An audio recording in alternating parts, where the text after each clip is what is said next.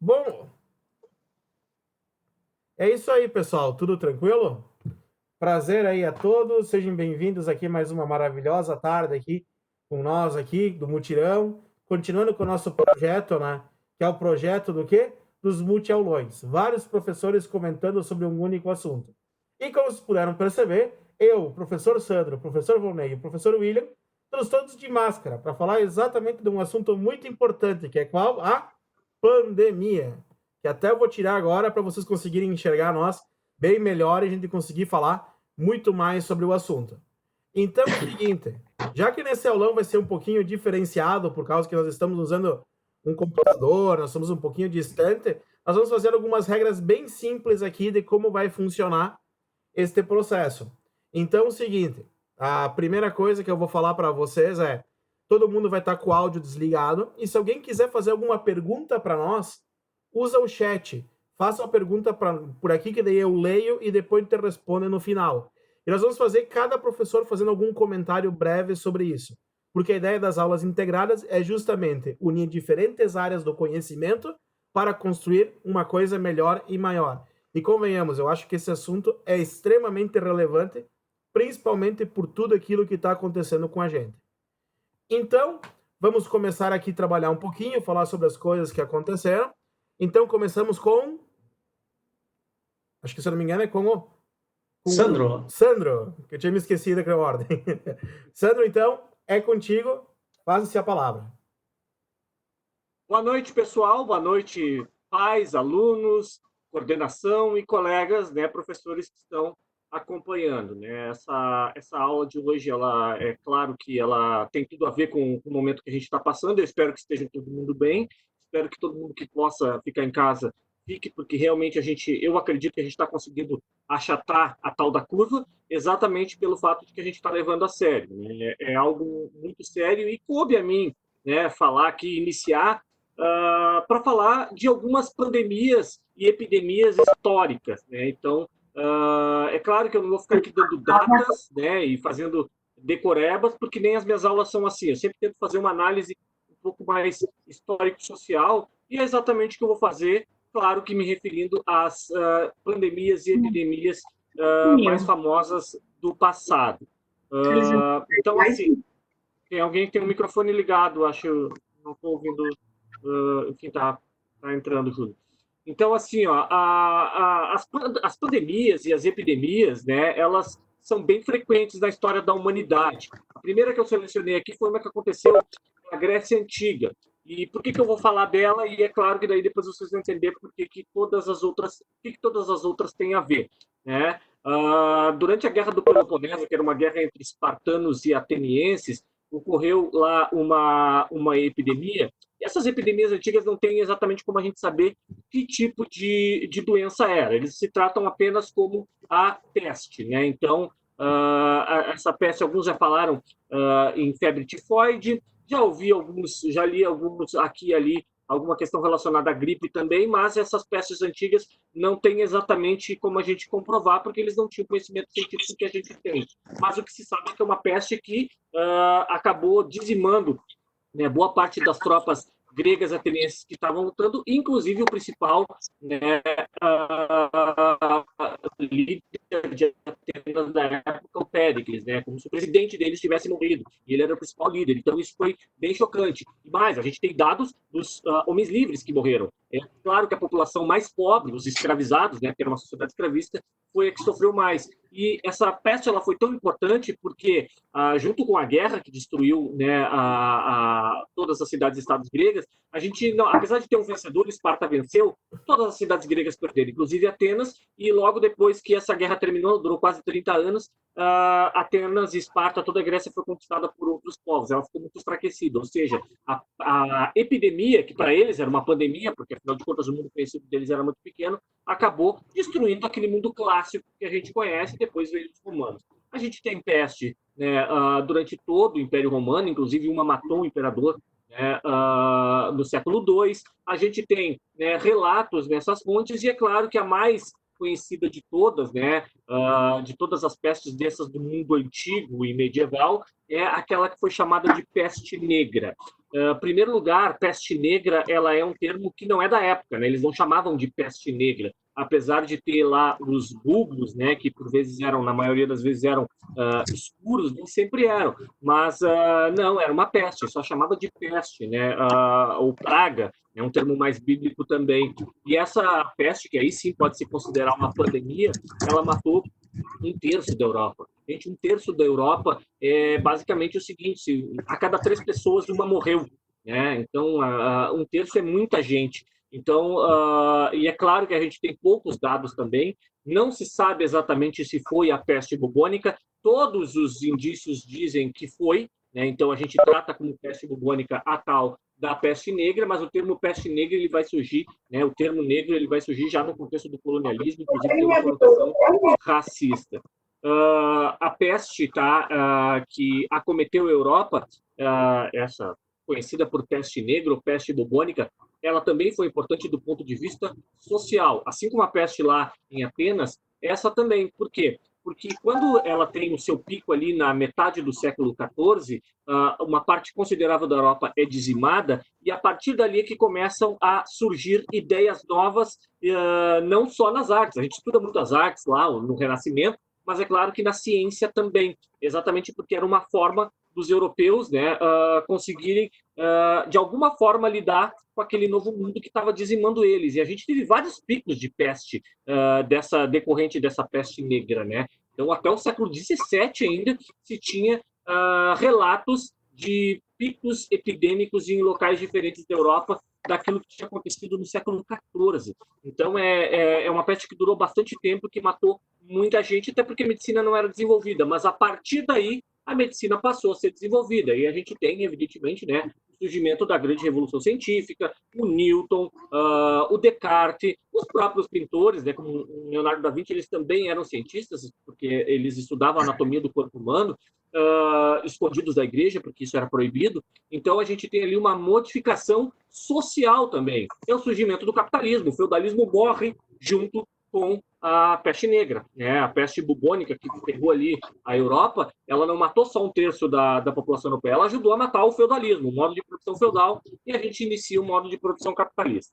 Outra epidemia importante que teve na história, é claro que se fala muito pouco, mas a gente sabe que a conquista dos europeus sobre a América foi não só pelas armas, mas também através das doenças, para as quais os indígenas não tinham imunidade. A principal delas foi a varíola. Então, a gente tem também a dizimação da maior parte da população indígena, e esse continente, né, o nosso continente americano, ele passou a ser ocupado pelos europeus a partir do século XVI, não apenas pela conquista militar dos europeus, que realmente eram mais uma tecnologia mais eficiente, mas também pela destruição em massa a partir das doenças epidemiológicas, inclusive usada como arma de guerra, ou seja, entregando roupas contaminadas para populações inteiras de indígenas. A gente tem esses relatos também.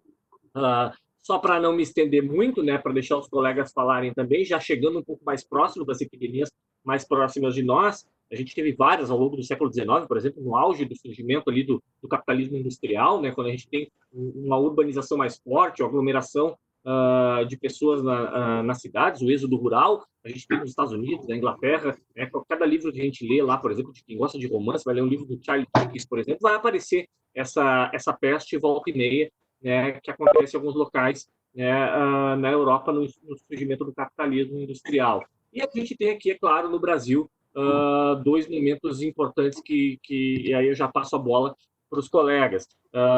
Um que é clássico, a gente sempre estuda em história a epidemia de varíola no Rio de Janeiro, né, onde gerou a tal da revolta da vacina em 1904, e que fez com que o governo lidasse com aquilo até mesmo de forma violenta, né? Ou seja, as pessoas não só foram, né, obrigadas a ficar em casa, mas principalmente se vacinarem, né, de forma obrigatória, sem nenhum tratamento profilático, sem nenhum tipo de explicação. A maior parte da população era analfabeta. Bom, se hoje a gente tem uma parte da população gigantesca que não acredita muito no isolamento social, imagina em 1904, imagina ter que fazer as pessoas se vacinarem obrigatoriamente, tinha questão moral, as mulheres terem que, né, se deixar vacinar muitas vezes na perna, e isso não era aceito pelos maridos. Existia uma série de outras questões sociais. E a partir dali a gente teve também uma modernização no Rio de Janeiro. E a última epidemia, claro, que todo mundo conhece, a gripe espanhola, que daí a gente nem está falando mais de epidemia, está falando de pandemia, que matou entre 50 e 100 milhões. Mas, poxa vida, mas que erro, que margem de erro é essa, professor? 50 a 100. A gente, até 1920, não tinha também os dados que a gente tem hoje, então não tem como saber. Mas a gripe espanhola, que não começou na Espanha, ela acabou matando ali um número muito grande de pessoas, tanto quanto da Segunda Guerra Mundial. E ela se chamou gripe espanhola por uma questão muito interessante, que talvez depois o Júlio possa tocar, é a questão da própria falta de informação. Os países que estavam em guerra durante a Primeira Guerra Mundial, um país em guerra ele tende a controlar a informação, não deixar que nada saia sem ser a informação oficial. Então os governos não divulgavam os números oficiais. A tal da subnotificação que a gente fala hoje, né? Claro que a subnotificação hoje ela tem a ver também com falta de dinheiro, falta de tecnologia, mas tem a ver também por interesses políticos. Mas numa guerra isso é pior ainda. Então o único país europeu ali que tinha enfim, começou a perceber essa gripe que começou a matar muita gente e não estava em guerra, era a Espanha. Então, começou a se divulgar na imprensa espanhola porque o governo espanhol não censurava as informações. Aí se chamou gripe espanhola. Na verdade, o primeiro caso a gente tem nos Estados Unidos, da gripe espanhola. Né? Então, é uma pandemia que também modificou socialmente a sociedade, e no caso do Brasil a gente tem, depois da gripe espanhola, o embrião daquilo que virá a ser o SUS, né? Um sistema de saúde sendo controlado pelo governo, né? Financiado, controlado pelo governo, porque só assim a gente vai conseguir também fazer com que aquelas pessoas que não têm condição de pagar a medicina privada não se contaminem, não contaminem os outros. Se não tiver um governo atuando forte sobre isso, não terá como, não tem jeito, inclusive, né? Vai pegar muito mais gente que não tem condições, mas vai pegar todo mundo. Então, o embrião do SUS ele surge, né, dessa pandemia da gripe espanhola, que era uma variação de H1N1. E agora eu deixo a palavra para o William, porque daí se eu começar a falar de H1N1, eu vou me atrapalhar se eu for falar de biologia, né, William? Capaz, fica tranquilo, tudo certo. Tudo bem, pessoal? Prazer, William. Não sei se tem gente fora aí da escola, né? Mas espero que sim. Mas então nós somos os professores do Mutirão e eu vou trabalhar, obviamente, com a parte da biologia, né? Na parte da biologia, eu vou já citar já vou direto ao assunto, não vou me estender muito também, tá, galera? Pelo simples fato do tempo, né? Então, a gente sabe que teve pandemias e epidemias que foram a nível bacteriano e outras que são virais, né? O exemplo que a gente tem agora, que é o exemplo do coronavírus, a gente tem uma epidemia viral. O que seria esse tal coronavírus que a gente fala, né? Primeiramente, a gente tem que entender o que é um vírus. Um vírus é um ser acelular, ou seja, ele não tem um metabolismo próprio, ele precisa de um hospedeiro, precisa de células, no caso nosso, do corpo humano, ou de outro animal, ou de plantas, para sobreviver e para desenvolver o seu metabolismo dentro de uma outra célula e, consequentemente, produzir vírus e várias cópias, aliás, milhares de cópias, milhões de cópias, para conseguir se proliferar. Isso se chama evolução, né? A gente tem que entender que o vírus, o coronavírus em si, ele tem uma capa praticamente parecida com essa. Eu trouxe essa bolinha aqui para representar, porque essa bolinha eu roubei da minha cadela, a Budweiser, tá? Que ela tá lá na sala agora para não atrapalhar. E essa bolinha, quando eu olhei, eu disse, pô, esse vai ser meu coronavírus. Então, realmente é isso. Ele tem essas projeções, né, na sua capa lipoproteica. O que é uma capa lipoproteica? Uma capa, uma membrana, né, que protege o núcleo do vírus, onde a gente tem ali o nosso material genético do vírus, que no caso seria um RNA, no caso do coronavírus, e ela é de gordura e proteínas. Logo, por isso que é importante já lavar as mãos com água e sabão, porque a partir do momento que tu lava as mãos com água e sabão, tu vai degradar esta camada de gordura e, consequentemente, tu mata esse tal vírus que a gente conhece, tá? Esse vírus, coronavírus que vocês estão vendo aqui, ele é basicamente desse tamanho em projeção. Ou esse quarto aqui, a gente é uma célula, e esse coronavírus é esta bolinha, para vocês terem noção do tamanho. Cada projeção dessa camada é uma proteína chamada de spike ou proteína S. Essa proteína S, ou spike, ela vai se conectar com a célula, no caso eu sou a célula, tá? E eu tenho um receptor para essa proteína spike, a gente chama de ACE2. Quando ele se conecta com a célula, ele entra para dentro da célula por um processo chamado de endocitose. Logo, quando ele entrou na célula, ele libera várias moléculas de RNA. fitas de RNA mensageiro. Esse RNA mensageiro, no caso do coronavírus, é um RNA mensageiro de fita positiva. Ele não precisa fazer mais nada, a não ser entrar e lá numa outra organela que a gente tem dentro das nossas células, que é chamada de ribossomo, e fazer a leitura desse RNA e produzir novos vírus. Ou seja, eu tenho uma fita aqui que eu represento com um cordão, né, de sapato, ele saiu do vírus, entrou na célula. Ele se liga no ribossomo e ele vai fazendo a leitura. A partir do momento que ele vai passando no ribossomo, ele vai produzindo as proteínas, e essas proteínas são levadas lá para o complexo de Golgi, onde elas são empacotadas, onde elas são montadas, digamos assim, é como se fosse uma fábrica, né? Uma fábrica literalmente de aquelas produções em massa que a gente tem, né? Linhas de produção, produzem várias peças do vírus e depois monta e eles saem da célula. Só que a gente não tem apenas uma fita de RNA dentro desse vírus. A gente tem diversas fitas de RNA. Então, é por isso que ele é tão eficiente. Por isso que ele se prolifera em grande quantidade dentro do nosso corpo. Já fora do nosso corpo, a gente tem que entender que este coronavírus ele é diferente daquele primeiro coronavírus que a gente teve em 2003. Não o primeiro, né? Mas aquele coronavírus que a gente teve aquela pandemia ou epidemia, né? Em 2003, que foi o SARS-CoV-1. Aquele coronavírus ele afetava as vias aéreas inferiores. Por isso que era difícil de tu disseminar esse vírus. E também, aquele coronavírus, naquela época, que causava o SARS-CoV-1, ele tinha um índice de mortandade de 10%, ou seja, as pessoas já entravam em estado avançado, né, em estado grave dos sintomas da doença. Então, a proliferação dessa doença era menos efetiva. Já no SARS-CoV-2, que é o vírus Covid-19 que a gente tem aqui, tá? Ele tem a sua proliferação bem mais acelerada. Por quê? Porque ele se fixa nas vias aéreas superiores. No caso, nariz, teto nasal, boca, garganta, traqueia, e depois ele vai entrando nas vias aéreas inferiores. Mas a partir do momento que tu tem um vírus que se fixa nas vias aéreas superiores, fica muito mais fácil a proliferação dele. Porque qualquer espirro, qualquer toque no nariz, e eu tocar em outra pessoa, eu estou transmitindo isso. E o detalhe, esse SARS-CoV-2, que é o Covid-19 de agora, como ele é, muitas vezes, assintomático, as pessoas nem sabem que tem. E aí a gente entra naquela questão, né, de falar que o coronavírus agora, o atual, o Covid-19, ele está sendo, não tem uma real situação do que está ocorrendo. A gente não sabe, literalmente, quantas pessoas então estão infectadas. Por quê? Porque a partir do momento que tu tem algum sintoma, o médico vai lá, te dá um laudo, e se não tem o teste, o efetivo, o teste certo lá para te saber se tu tem coronavírus, tu simplesmente vai te deixar em quarentena, mas tu não tem a certeza. E se tu não tem a certeza, tem pessoas que não levarão isso a sério. Entende? Então, o fato de não ter testes no Brasil e no mundo como um todo, isso é gravíssimo, porque a gente não sabe literalmente quantas pessoas tem. Vou citar um exemplo. Eu tenho um amigo e uma prima que elas estão afastadas por isolamento.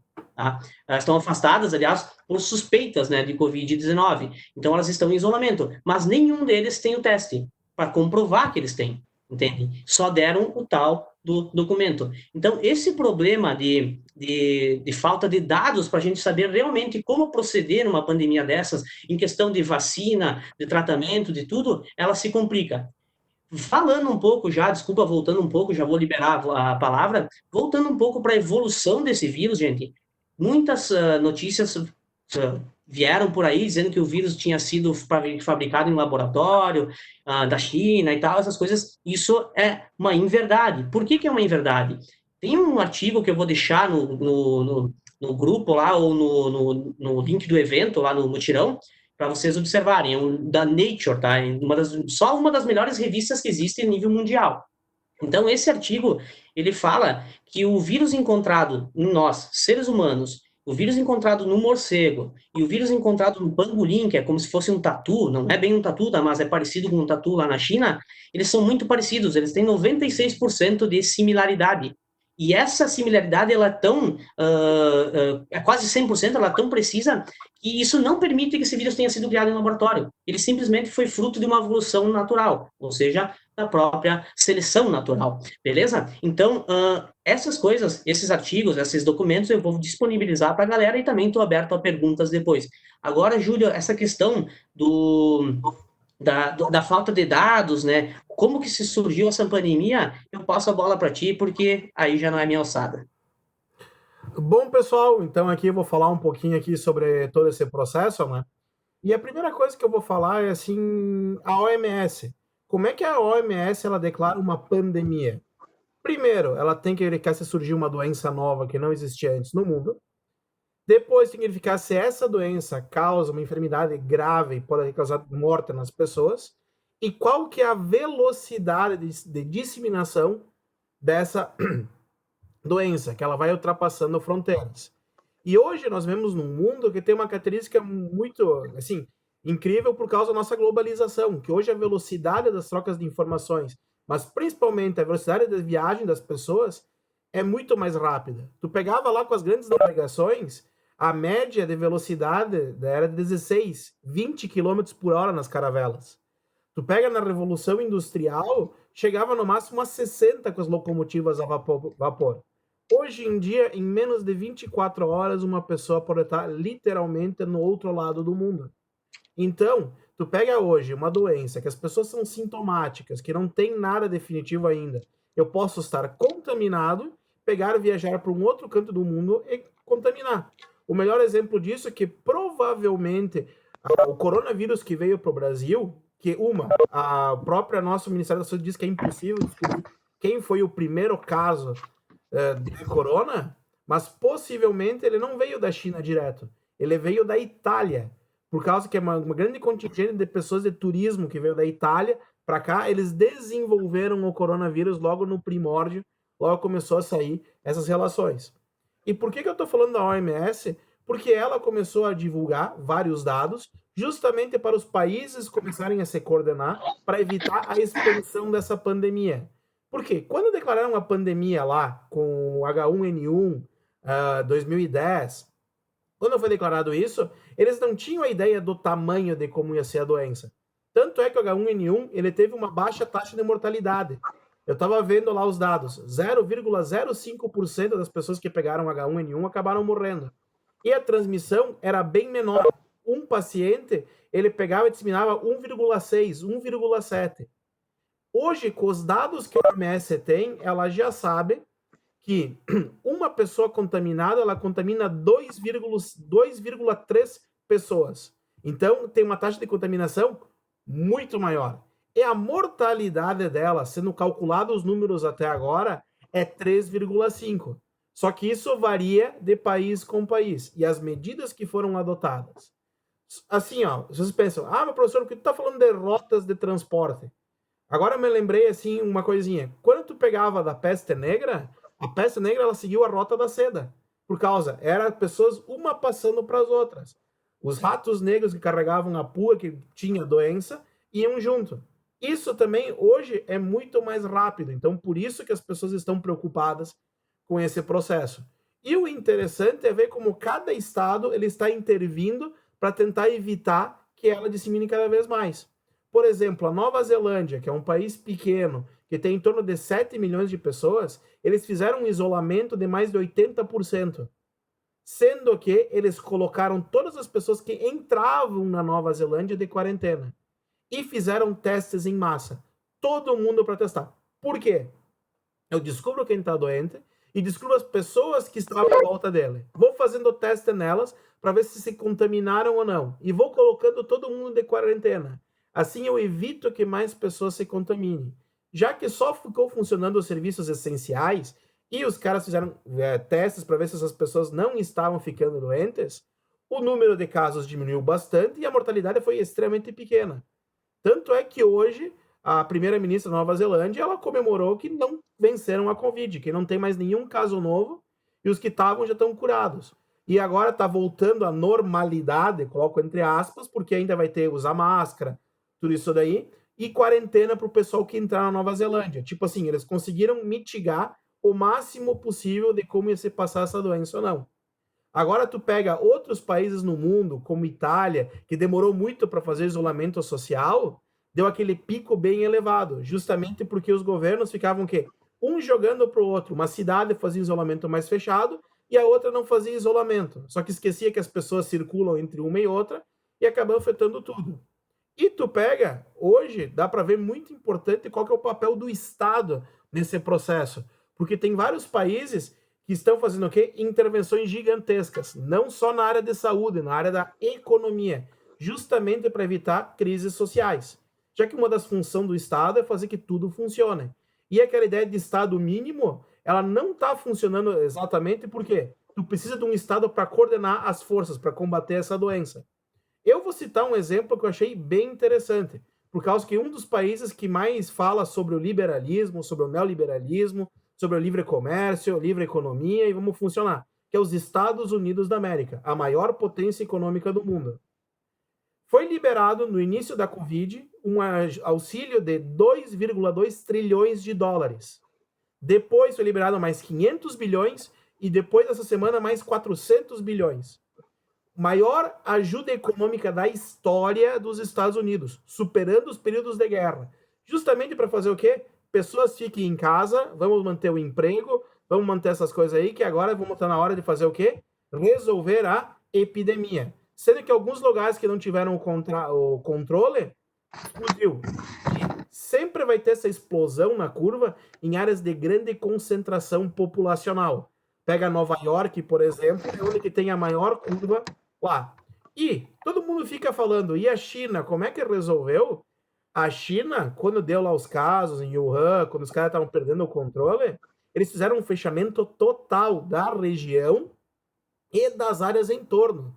Eu não estou falando de fechamento total, vem tá, não, todo mundo fechou, ninguém podia circular de um lado para o outro do país, justamente para tentar evitar isso daí. E agora que eles estão voltando de novo na normalidade, não é bem assim, porque você tem muito medo de uma nova onda de Covid, por causa que se está diminuindo e nós afrouxamos as medidas de segurança, a probabilidade de voltar um grande número de casos é gigantesca.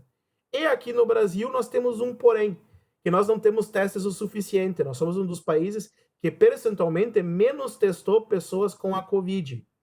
Então, se nós formos analisar desse ponto de vista, nós temos que ter uma grande preocupação de qual seria a consequência disso ou não. Então, esse processo, como todos os outros períodos, afetou muito a economia e muito a sociedade de cada país que está integrado. Que nem falou, nós vamos ter um mundo pós-Covid-19. Como vai ser as relações? Elas vão ser diferenciadas. E ainda é o seguinte, se tudo der certo, a gente acabar com essa Covid-19 num curto espaço de tempo, eu digo lá uns 6 meses, estou chutando aqui porque eu sou otimista. Mesmo assim, a economia vai demorar um pouco mais para voltar. Só que ela é uma crise econômica diferenciada da crise econômica que teve tipo em 2008, 2010. Porque aqui a economia parou não porque teve um problema do funcionamento dela, mas simplesmente porque as pessoas tiveram que parar de funcionar. E agora vai ser feito outros parâmetros no pós isso. Isso que eu estou falando da questão econômica e questão social. Mas agora eu vou deixar para continuar aqui, para falar muito mais de uma questão mais humana com meu amigo Volney, porque eu acho que ele vai ter o dom da palavra e saber explicar muito melhor isso daí. Olá, Júlio, olá, Sandro. Olá, Rico. Prazer estar com vocês. Que bom também estar com nossos queridos alunos. Talvez algum pai esteja acompanhando. A Adriana, a Laís, enfim. A verdade é que nós ouvimos algum relato aí da questão histórica, a questão biológica, a questão geográfica dessa pandemia, né? Mas nós estamos vivendo um momento singular na história da humanidade.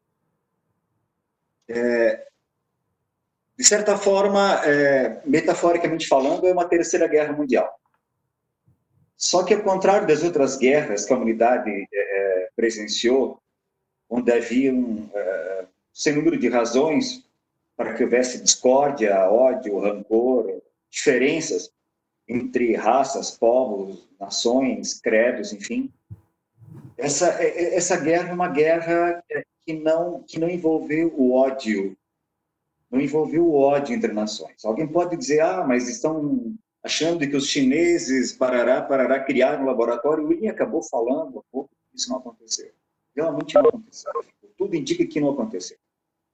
que é uma questão realmente de evolução, que é uma questão de, muitas vezes, a possibilidade do homem adentrar em áreas do planeta que até então não adentrava, como cavernas, minas, florestas, ambientes subaquáticos, subterrâneos, onde os vírus podiam estar alojados e quando o homem entrou em contato com esse ambiente inexplorado, eles podiam, enfim, acabar tendo adotado o homem como hospedeiro. Mas essa guerra é interessante porque é uma guerra, como disse, ela é invisível e ela atinge todo mundo. É um inimigo invisível. E ao invés de haver essa segregação, essas diferenças em termos de rancor, o que está acontecendo é exatamente o contrário, ou seja, ela está convidando a humanidade a se unir em torno de um propósito comum, a se unir em torno de um objetivo comum. A gente tem assistido, especialmente nas últimas 2 décadas, vários filmes de ficção científica onde mostram a humanidade se unindo em torno de várias situações, como a vinda do meteorito, a Terra parando no seu eixo, no seu núcleo, pandemias, enfim. O que era, na verdade, que eram filmes de ficção, acabou se tornando uma realidade para todos nós. E como nós fazemos parte do mesmo curso da vida, isso está afetando todos nós.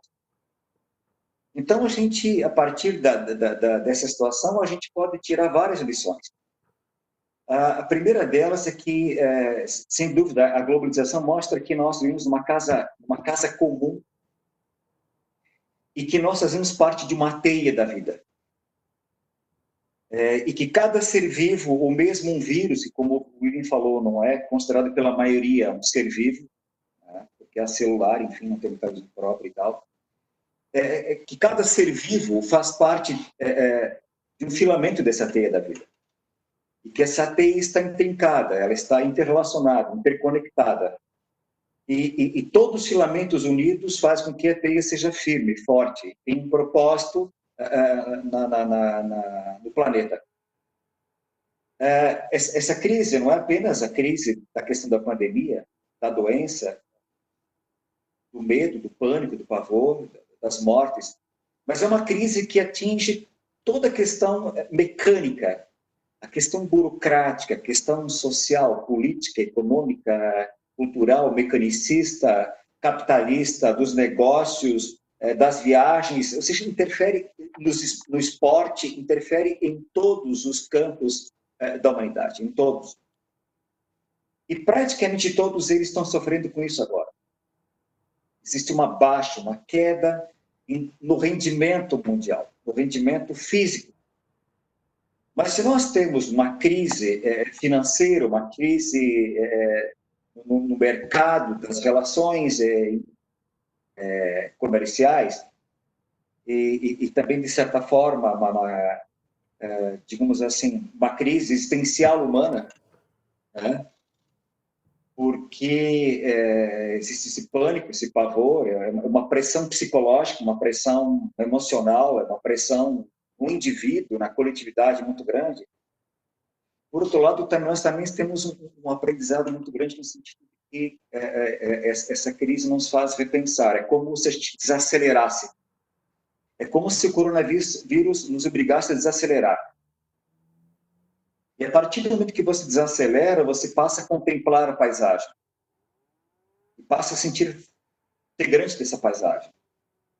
E eu acho que o propósito, em termos de evolução da humanidade, é justamente esse, de nós não criarmos apenas um novo DNA, biologicamente falando, mas criar um novo DNA a nível de uma consciência coletiva, a nível de uma nova humanidade,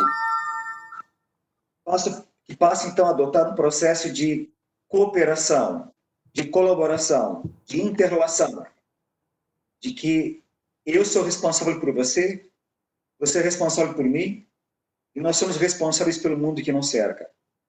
Eu ajudo você, você me ajuda, nós ajudamos os nossos semelhantes e as outras formas de vida que nos cercam. Porque, na verdade, agora, muito mais do que perceber que o petróleo não era a coisa mais valiosa, e nem o mecanicismo por si só era o mais valioso, se percebe é que as parcelas do mundo são importantes. Quando digo as parcelas, é que nós dependemos, de repente, de equipamento hospitalar, de material para precaução, para não contração do vírus da China. Daqui a pouco se depende de uma vacina criada lá na Inglaterra, se depende de um remédio testado lá nos Estados Unidos, se depende de uma maneira como os chineses procederam em relação à questão da pandemia, para que todo mundo, a partir dessa cooperação, dessa colaboração, possa encontrar uma forma de gerenciar, de administrar esse momento de caos e encontrarmos uma rota comum. E percebermos que muito mais do que rios que separam continentes ou mares que separam civilizações, nós temos um planeta comum, nós temos um Homo sapiens comum, que respira o mesmo ar, que usa a mesma água, que planta no mesmo solo. Então, é importante que cada língua agora, que cada nação ou credo, seja com uma nota musical. E que todas as notas musicais venham, a partir de agora, criar uma nova canção, entoar uma nova canção. E que todos nós possamos dançar de mãos dadas em torno da grande fogueira. Muito mais que se queixando por estarmos passando por isso, agradecendo ao tempo que vivemos por termos a possibilidade de uma mudança, de uma quebra de paradigmas, na forma de como nós nos portamos perante os valores. Um momento de reflexão, um momento de avaliação, de interpretação, de meditação sobre realmente onde está a essência da vida, onde está o significado da vida, onde está a razão do viver. Um momento para cada um perceber realmente o que é importante, porque daqui a pouco nós tínhamos um mundo atomizado, fragmentado, estereotipado, mecanicista, tecnocrata, capitalista, individualizado, absolutamente separado, levando a uma solidão individual para cada um de nós, com sistemas capitalistas que prometeram felicidade a partir do ter, um sistema do Oriente que prometeu felicidade a partir do ser. Isso nos mostra que nós temos que ter uma relação do ter e do ser, que a busca equilíbrio entre o ter e o ser será fundamental para os novos tempos. E de que, muito mais do que a espiritualidade, como uma palavra bonita que emociona alguns habitantes desse planeta, a espiritualidade tem que ser vista como uma forma, digamos assim, de uma visão, de um modelo, de uma percepção holística para a nova humanidade. Em que muito mais importante do que as religiões que segregam, que separam por N razões, que nós temos que ter um espírito comum. E esse espírito comum advém justamente desses momentos de intempéries, porque são as intempéries que lapidam o espírito humano. É a dor é o arado de Deus. São as intempéries que acabam polindo, tornando-nos mais belos, mais bonitos, e oxalá que todo esse sentimento que cada um de nós passa dentro das suas casas, conjuntamente com os seus parcos amigos, com os seus poucos familiares, que agora frequentam de uma forma mais próxima, que a gente possa aprender muito mais sobre valores, sobre princípios que norteiam os valores, a questão interna do ser humano. Ou seja, que o nosso ser, em termos de alma, espírito, mente, coração, passe a ter uma relevância maior e melhor, que a partir daí a gente dê mais ênfase à humanidade, ao espírito humano. Então, me parece que, como frase final, eu diria que é isso, uma oportunidade que, ao mesmo tempo, nos traz dor, nos traz introspecção, nos traz enclausuramento emocional, psicológico, financeiro, enfim, etc., mas que também nos traz uma possibilidade de expansão espiritual extraordinária para nós escrevermos no futuro uma página muito mais promissora, muito mais positiva em relação ao próprio futuro da humanidade. O tempo dirá isso a partir da maneira como cada um de nós pensa, diz e faz as coisas a cada dia que passa. Para terminar, eu diria que nós não podemos projetar nada em relação ao amanhã. Não dá para fazer planos e projetos, porque a vida está nos convidando a viver a cada dia. Então, o mais importante é acordar no dia seguinte, perceber que no horizonte tem um sol nascendo, que existe uma fé, uma esperança de que realmente a gente possa logo, logo, enfim, ter uma leveza, uma tranquilidade na hora para nós partilharmos o mundo. Júlio, é contigo, amigo. Bom, pessoal, então assim, eu espero que vocês tenham gostado do nosso aulão, né, com diferentes áreas. E agora eu faço o seguinte, se alguém tiver alguma pergunta para qualquer um de nós, pode fazer no chat que depois eu verbalizo para todo mundo. Aqui porque eu sei que é um assunto que tem muito conteúdo e esse pouco tempo a gente só deu uma esmiuçada, assim, passou por cima dele. Então, se alguém quiser perguntar, pode aproveitar agora. Sandro, que levantou a mão. Primeiro, depois não tem nenhuma pergunta ainda, Júlio? Nenhuma tem? Ainda não veio nenhuma. Então eu gostaria de, enquanto o pessoal formula uma pergunta aí, apenas reforçar o que o Ney falou e engatar no que eu falei. O mundo novo que a gente vai viver, né, ele enfim, a gente tem que construir ele a cada dia, como disse o Ney, bem no finalzinho, mas ontem eu estava conversando aqui com a minha companheira, com a Letícia, que também é historiadora, que a gente, enfim, estava vivendo um momento histórico consciente, uma mudança histórica conscientemente. Pouquíssimas pessoas tiveram essa oportunidade na história. Nas pandemias que eu citei, eles não tinham essa visão, apesar de todas elas terem transformado o mundo deles, né? Então, depois da pandemia da peste negra, o feudalismo morreu e o capitalismo surgiu. Claro que eles não tinham a consciência disso.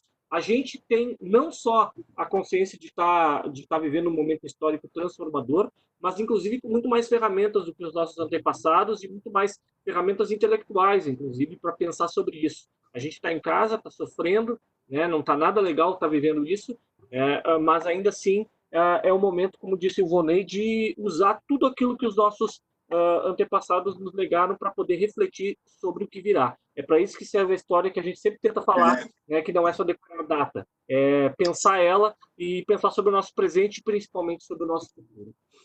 Sabe, Sandro, pegando um gancho dessa tua fala, que é bem importante, eu me remeto a uma teoria que é universal, que é a teoria do caos e do cosmos, ou da desordem, ordem, alguma coisa que se vê na química com talpia, entropia, né, o yin e yang, enfim.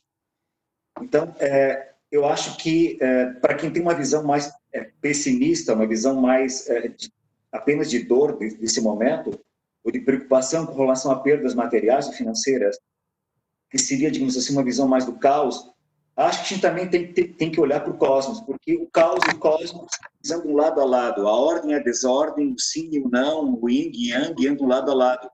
Então, não existe um otimismo absoluto nem um pessimismo absoluto. As duas coisas andam lado a lado. E ao mesmo tempo que a gente percebe, enfim, esse lado mais de caos, digamos assim, de apreensão em todos os segmentos da sociedade mundial, da comunidade mundial, por outro lado também tem um cosmos histórico, que não é apenas a questão da espiritualidade, não é apenas a questão de convidar o homem a mergulhar no seu âmago, no seu interior, em termos de valores mais caros como humano, mas que a gente está percebendo também que o planeta está mostrando que tem uma capacidade extraordinária de regeneração. O planeta está mostrando que tem uma capacidade de autodepuração magnífico. Então, por exemplo, a gente está vendo aquele fenômeno nas praias de Acapulco, no México, né? Com aquelas águas cintilantes, é provável que seja um fenômeno da bioluminescência, né? com dinoflagelados, e que não se via há 60 anos por conta da não presença da poluição nesse momento. a gente percebe vários animais selvagens, silvestres lá na Austrália, provavelmente cangurus, invadindo cidades. A gente percebe golfinhos sendo vistos lá no Veneza, né? A gente percebe peixes, né, nadando, sendo vistos em certos rios, lá do Ródano, do Danúbio, né, que não eram vistos há tanto tempo. A gente percebe São Paulo conseguindo ver o céu sem a presença daquela poluição toda. A gente percebe uma atmosfera muito mais clara para que as pessoas possam não apenas ver as estrelas, mas também estudar o universo com atmosferas mais claras, enfim. Então, assim, certamente que eu acho que a vida, as outras parcelas, os outros filamentos da teia da vida também estão, de certa forma, nos dizendo, cara, sabe, olhem para nós, sabe, é possível que vocês se reordenem, se reorganizem, é possível que vocês pensem não como sendo os donos proprietários da trama da vida, mas como filamentos vivos e ativos dessa teia. Sabe? A gente se preocupando em de repente, descontaminar os solos com metais pesados e agrotóxicos e parará, se preocupando em despoluir os oceanos e rios, se preocupando com a questão da destruição da camada de ozônio, da chuva ácida, do efeito estufa. E daqui a pouco a gente percebe que também é possível viver, ou é possível redefinir uma forma, um novo modelo de desenvolvimento para a humanidade, a partir de formas mais sustentáveis, a partir de maneiras em que a gente não se preocupe apenas em retirar, em extrair, em levar proveito e vantagem de tudo e de todos, mas, de fato, ter uma relação mais simbiótica, uma relação mais sincronizada, uma relação, eu diria assim, mais sinérgica com o mundo que nos cerca, para a gente, de fato, deixar para os nossos filhos não apenas, digamos assim, casas com mais conforto, os shopping centers com mais produtos para serem vendidos, mas deixarem, de fato, para os nossos filhos o que realmente interessa. Primeiro, cuidado com relação a essa casa comum que é abençoada. E segundo, com aquilo que deve nortear realmente uma evolução que não seja apenas biológica, mas uma evolução espiritual, uma evolução do espírito humano. Uma evolução do espírito humano. Para que as próximas gerações não sejam gerações apenas de espoliação do meio. Gerações que matam, como a nossa, 100 milhões de tubarões por ano só para retirar as barbatanas. Ou seja, então, esse momento é um momento fantástico que nos convida para termos essa nova percepção sobre um novo futuro, um novo horizonte para a humanidade. Will, tu que tinha que levantar a mão antes, queria falar o quê? Sim, não, tranquilo. É mais para citar algumas partes mais técnicas, novamente, que acabou passando para trás, tá? Claro que tá muito bacana, o Volney tem o dom dessa palavra mais espiritual, é muito bacana. Eu já entro com a parte mais técnica para quebrar um pouco o gelo. Desculpa aí, Volney, tá? Tamo junto. Mas, por exemplo... Show. Nada a ver, tá bom aí, cara. Tem alguns estudos que já estão saindo, tá? Que como é que eu estava falando antes, né? Sobre a questão de o que esse coronavírus ele ataca, as vias aéreas superiores, depois ele vai descendo para as vias aéreas inferiores. Porém, entretanto, a gente tem que pensar que esse vírus já tem estudos deles atacarem outros tipos de órgãos, outros tipos de sistemas, na verdade, não somente o sistema respiratório, coração, entre outras partes do corpo.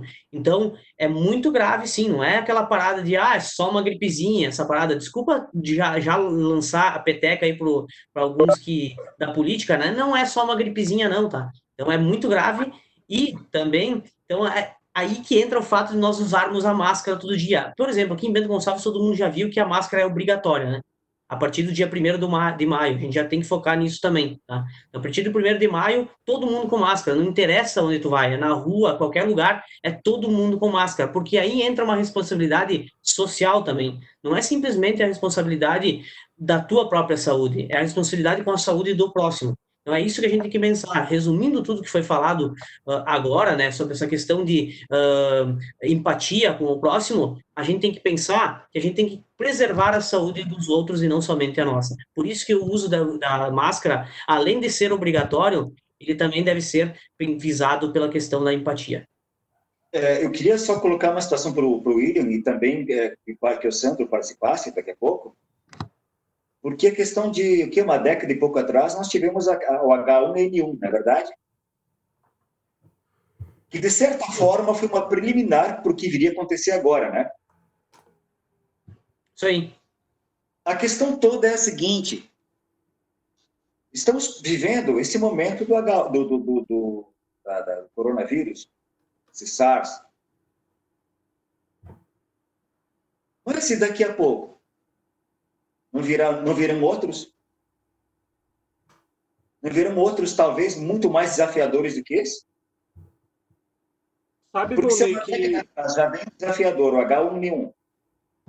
Agora veio esse, com outras características, mas, enfim, um grau de letalidade e talvez um pouco menor que o H1N1, mas com um processo de dispersão muito maior. E será que daqui a pouco não virá um mais, digamos assim, mais deletério? Então, a questão que coloca é a seguinte: será que não é o momento do mundo começar a aprender com isso? Não é o momento da gente perceber que existe necessidade dessa cooperação, dessa colaboração, dessa partilha comum entre todas as ciências, entre todos os países? Porque, na verdade, nós vamos começar a lidar com inimigos comuns.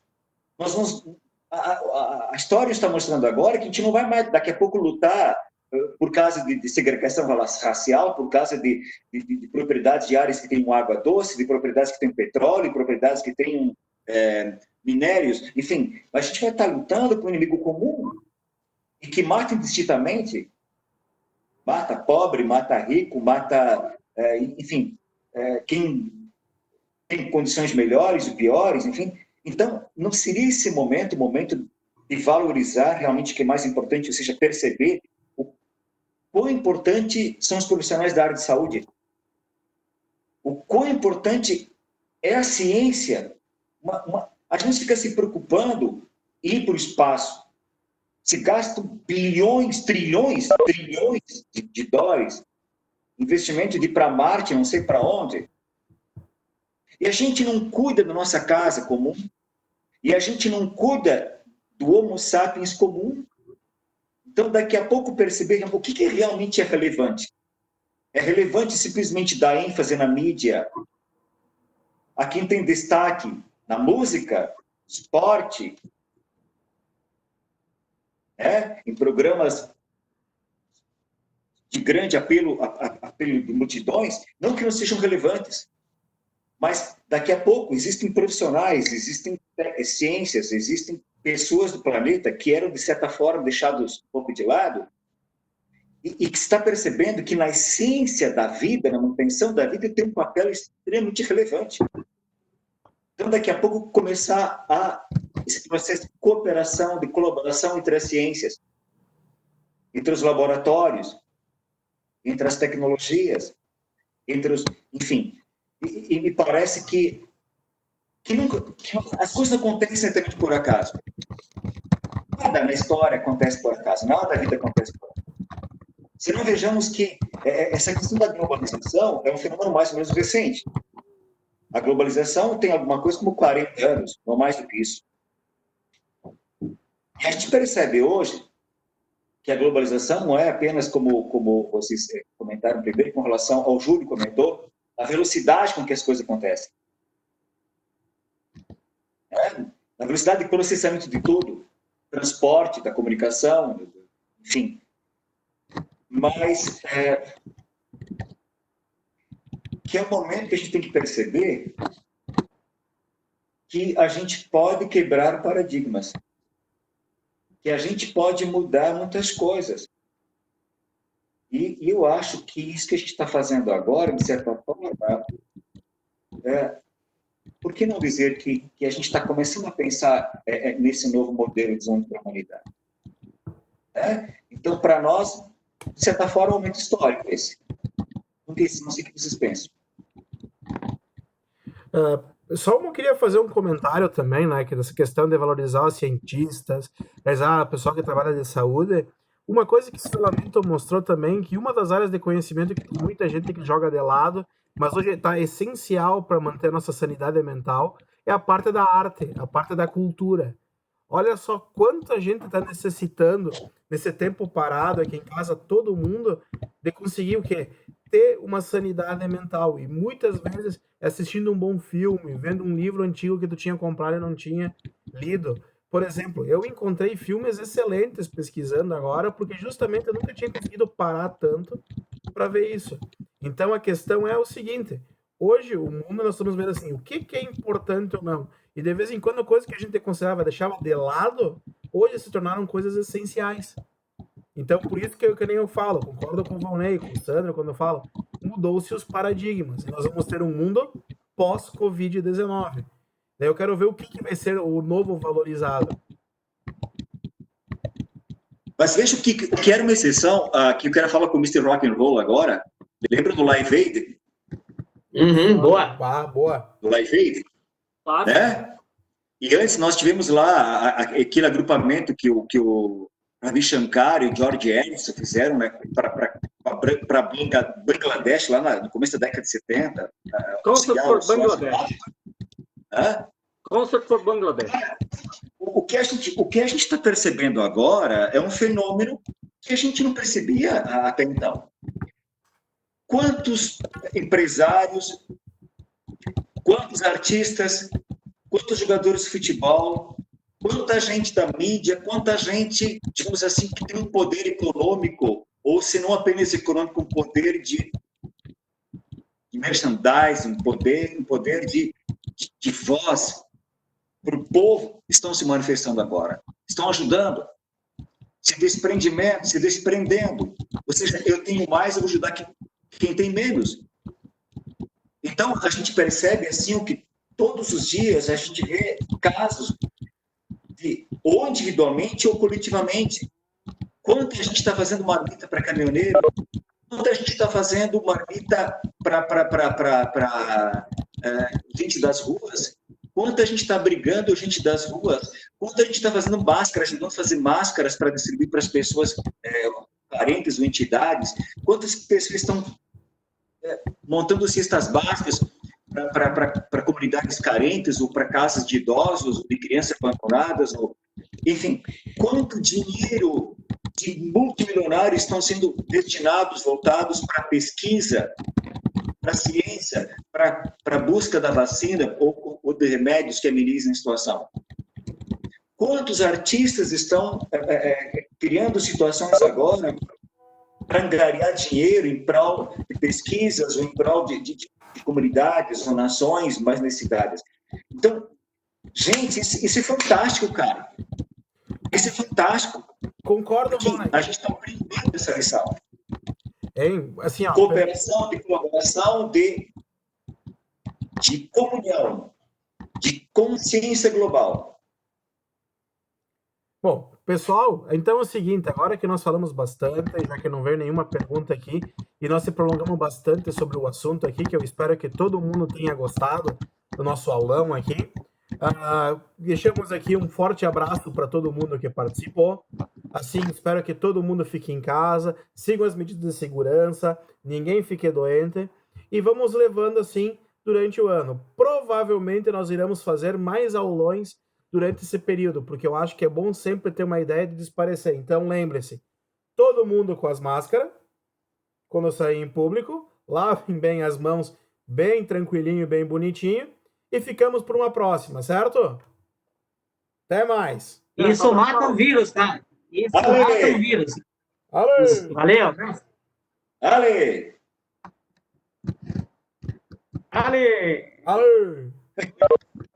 Muito bom, rapaziada. Muito bom. Fechando agora para todo mundo. Tchau. Vai. Se cuidem. Gostamos de vocês. Não se esqueçam disso.